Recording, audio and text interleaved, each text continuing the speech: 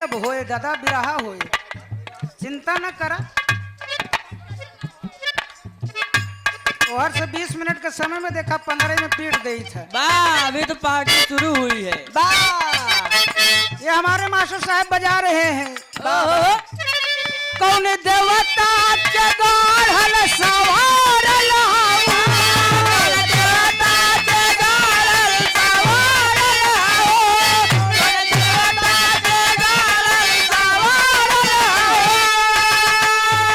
हमरे खातिर जमीन पर उतार लहाऊ, हमरे खातिर जमीन पे उतार लहाऊ, हमरे खातिर जमीन पे उतार लहाऊ।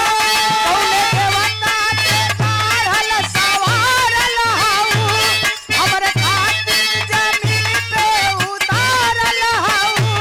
तोहर अखियों बकैले दीवाना, बाड़ुअन मोले ऐसन खजाना, तोहरे जोड़े ना दूसर जनाना, ऐसन खजाना, तोहरे जोड़े ना दूसर जनाना,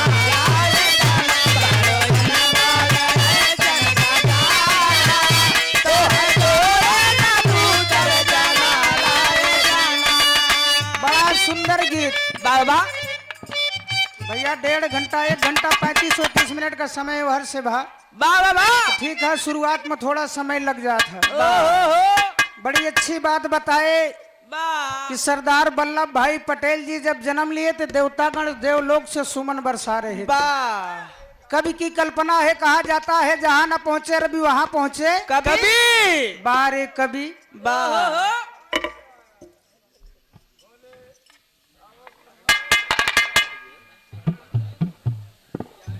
यतकुल शिरोमणि यतकुल नंदन वाह, परम पूज्य परम श्रद्धेय महेश यादव भैया, वाह, ग्राम सभा सराय बख्श की पवन सरजी में से 51 रुपया पहल की प्रणाम है। वाह, अस्कंद कंदमुरली